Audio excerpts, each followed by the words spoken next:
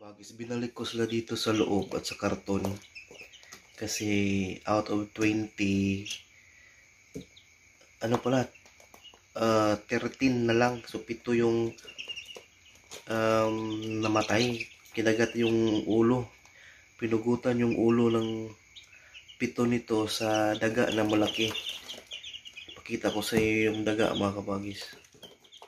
Yan, reflex ko lang, kabagis, may nahuli kami daga. Nilagyan ko ng tubig init, mga ito yung ano, kabagis, pinatay niya yung anim na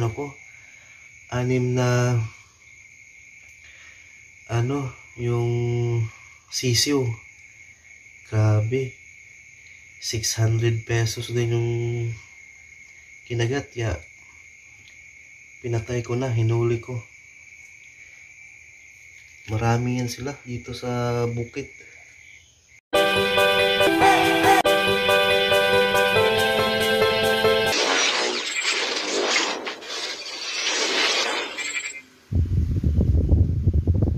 So yun, mga kabagis, welcome back to my channel. Yun nga, no, nakakalungkot. 6 na sisiw yung namatay, mga kabagis, dahil sa malaking daga. Ito kasing lugar na to, mapalayan to noon at saka maisan. So maraming mga ganong mga klaseng daga na parang kasing laki ng pusa. So yung mga pusa namin takot, no? Takot silang habulin ang mga daga kasi mas malaki pa sa kanila. So yun, namatay, sayang. Well, mga kabagis, gusto ko lang i-share, no? Just make sure to keep on commenting, keep on asking, no, if ever may mga katanungan kayo. As of the moment po, pasensya sa mga hindi ko masagot regarding dun sa specific questions about sa inahin natin kasi hindi pa kasi ganun kalawak yung experience natin regarding sa mga ganung bagay sa pagkaroon ng inahin at saka yung mga situations na kailangang malalim na experience yung kailangan before ka magbigay ng suggestions. Kasi nga, mga kabagis, hindi yan kumbaga barya-barya lang na piso yung halaga. Libo-libo yung halaga ng mga inahin natin, yung mga baboy natin, and then magbigay tayo ng mga suggestion or mga ideas na hindi naman angkop at akma sa pangyayari na or sa situation na tinatanong ninyo sa akin. So, mas mabuti ng hindi na muna ako magbigay ng recommendations or suggestion dyan.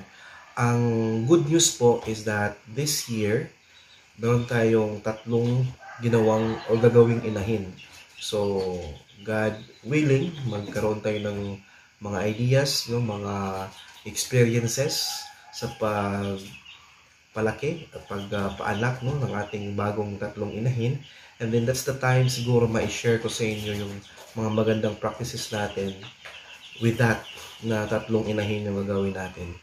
But again, hindi na muna ako magbigay ng mga comment or reply sa inyo if ever ganun yung mga questions ninyo. I hope na maintindihan natin yan.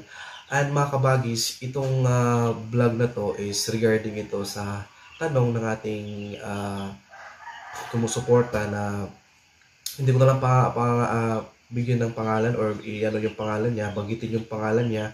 However, yung tanong niya is kailangan pa ba daw natin pakainin ng pre-starter ang ating mga biik. Yung sa akin, mga kabagis, ang take ko dyan is importante kahit malaki na yung ating mga baboy. Importante talaga na magkaroon sila ng panahon na kumain ng pre-starter. Yun yung pinaka-importante. However po, case-to-case basis siya.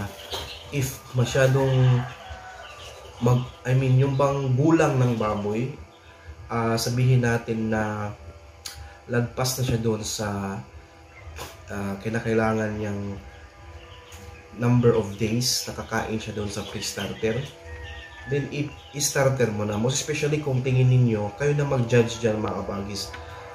Kung sa tingin ninyo is malaki na talaga yung nabili ninyong biik, yung bang good na siya for a starter stage, then bigyan nyo na. Kasi unang-una, ang pinaka-main goal natin, mga kabagis, kung mag-aalaga tayo ng fattening, is makatipid tayo ng feeds.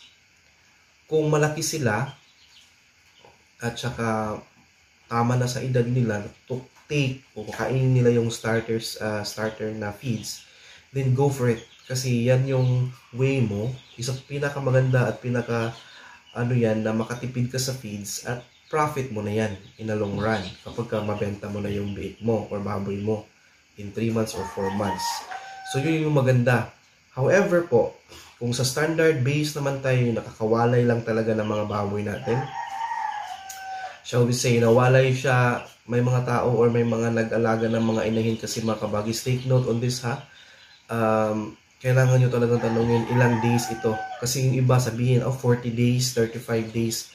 Pero 30 days lang pala yan, winalay na. Hindi naman natin alam kung anong date nanganak yung kanilang mga inahin. So may mga ganong nagbebenta ng biik na hindi ganun ka-transparent sa atin ng mga bumibili ng kanilang biik. But make sure lang mga kabagis na tanungin nyo talaga. May mga cases din naman na honest yung nagbebenta at sabihin talaga yung ano at kailan nila winalay yung kanilang biik. Within 30 days ba, 35 ba, 45 days ba. Yung mahaba na yung 45 days, which is yun yung pinakamaganda na klase ng mga biik na makuha ninyo. Given yung yung pure breed yung nakuha nating mga klaseng baboy. So, yun. Kung nawalay sila ng ganong stage, no, yung ganong tamang edad, then kailangan talaga natin pakainin ng pre-starter yan. Yung don't get me wrong at saka huwag kayong ma-confuse. Yung sinabi kong pinastarter ko na, yun yung mga nabili ko na may edad na talaga, yung mga malaki na talagang biik na nakuha ko. So, starter ka agad yan. But yung kakawalay lang, like kahapon winalay tapos ngayon ko nabili, kahit malaki pa yan, kahit ano pa yung timbang, I really have to find ways na mabigyan ko sila ng pre-starter. So, yun yung tanong, ano ba ang pre-starter? Kailangan to ba talaga sa baboy yan? Mahalaga ba? Yes, mga kabagis, mahalaga yan. Kasi dyan natin mabigyan ng tamang lakas at tamang stamina yung ating mga baboy. Yung bang they can fight whatever mga sakit na pwedeng dadapo sa kanila. Kasi yung pre-starter feeds na yan mga kabagis is maraming content na mas marami pa yan. Marami-raming content na gatas compared sa starter. So, yung mga baboy natin, if makakain sila ng pre-starter, piniprepare natin yung kanilang katawan to take those starter, grower, and finisher feeds. Kumbaga, nila yung katawan nila, sinanay nila, at magiging maganda yung kanilang immune system, yung pinaka magandang term doon mga kabagis, upang malakas yung ating mga baboy paglaki at walang masyadong mga sakit na dadapo sa kanila. Kaya importante ang pre-starter. Huwag nating pabayaan na ating tawag nito, i-skip natin yan sa ating pakain. So, yun yung pinakamaganda mga kabagis, no? Yung pre-starter, dahil yun yung pinaka-foundation ng ating mga biik upang walang masyadong sakit na dadapo sa kanila. So, maraming mga pagkakataon mga kabagis na magsiskip tayo unang-una kasi yun yung ating naintindihan sa pagpakain na i-starter na lang, or yung pagtanong natin sa mga nabilihan natin ng baboy, sabihin natin, boss, ano bang pinapakain niyo nito? Sabihin nila na sinasanay ko na sa starter feeds. Mali yun. So pagkabili mo, i-pre-starter mo pa talaga kung bagong walay lang talaga siya. Pero kung lumagpas na ng 2 linggo, 3 linggo after na walay, tapos nabili mo, then no need to worry, i-starter mo na kaagad yun.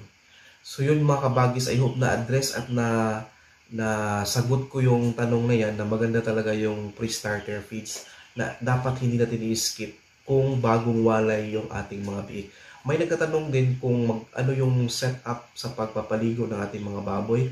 Actually, kayo na po bahala dyan mga kabagis. Most especially kung malalaki na yung mga baboy natin with grower stage na sila. Pwede nyo lang liguin anytime you want. Kahit unlimited yan. Walang Kumbaga wala naman talagang schedule kapag malaki na. Anytime pwede rin liguin yung ating mga baboy. Kasi yung time na yan, mainit yung katawan nila kapag malaki na sila.